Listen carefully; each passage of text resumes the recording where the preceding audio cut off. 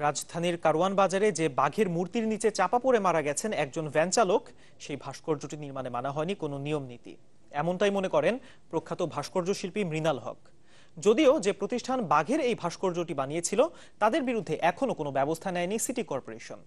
এদিকে পুলিশ বলছে, গত 21 আগস্ট ভ্যান চালক মোহাম্মদ আলী নিহতের পর সপ্তাহ পেরিয়ে গেলেও এখনো পাওয়া যায়নি ময়নাতদন্তের রিপোর্ট। রাজধানীর অন্যতম ব্যস্ত এলাকা কারওয়ান বাজার। সার্কফোয়ারার দক্ষিণ দিকের রাস্তায় জাতীয় গৌরব বাঘের এমন বিদঘুটে স্থাপত্যটি দাঁড়িয়েছিল বেশ কয়েক বছর ধরেই। গত সপ্তাহে এই প্রাণহীন বাঘের প্রতিকৃতিটি ভেঙে পড়ে এই নগরে খেটে খাওয়া এক ভ্যান চালকের উপর।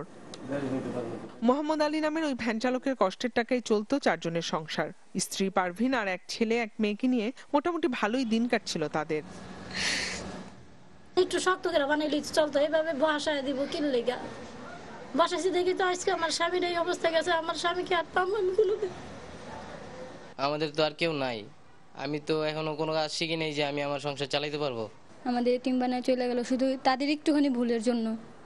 নিহতের স্ত্রী বাদী হয়ে কলাবাগান থানায় একটি অপমৃত্যুর মামলা করেছেন। তবে পুলিশ বলছে ঘটনার 5 দিন পরেও এখনো ময়নাতদন্তের রিপোর্ট তারা পায়নি। এখন পর্যন্ত আমরা পোস্টমর্টেম রিপোর্ট পাইনি।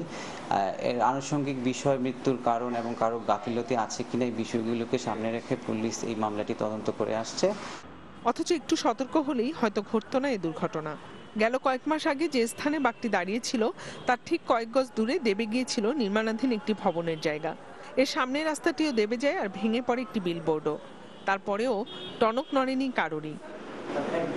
এই প্রতিকৃতিটির নির্মাণশৈলী সমালোচনা করলেন ভাস্কর্য শিল্পীরাও। বললেন, এটি নির্মাণে গোড়া থেকে মানা হয়নি কোনো নিয়ম।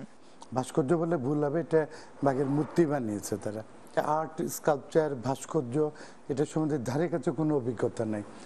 নিয়ম না মেনে প্রশাসনের নাকের ডগায় নির্মাণ করা স্থাপত্যটি দাঁড়িয়েছিল সগর্বে। নিথর বাঘ একটা তরতাজা প্রাণ নিয়ে নেওয়ার পর এবার টনক নড়ল সিটি কর্পোরেশনের। এই বিষয়টি আমি ব্যাপার কোনো মন্তব্য করতে পারবো না।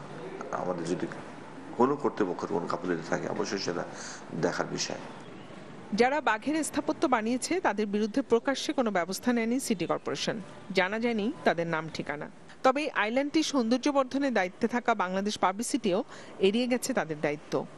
তো ওখানে আপনারা আমাকে বললেন এটাকে রং করে দাও, আলোকসজ্জা করে দাও, আমি করে দিলাম। এখন আমার নাম চলে আসলো, কিংবা আপনারা সেখান থেকে বললেন না কে লাগিয়েছে, সাউথ এশিয়ান কাউন্সিল লাগিয়েছে, সেই সাউথ এশিয়ান আমরা এটার সাথে কোনোভাবে ইনভলভ না। এই ঘটনা তদন্তে কর্পোরেশন থেকে গঠন করা হয়েছে একটি তদন্ত কমিটি। তবে সংশয়, যাদের কারণে নিষ্ঠুর পরিণতি মোহাম্মদ আলীর পরিবারের, তারা কি পাবেন সঠিক বিচার? জিনিয়া কবির সূচনা, চ্যানেল 24, ঢাকা।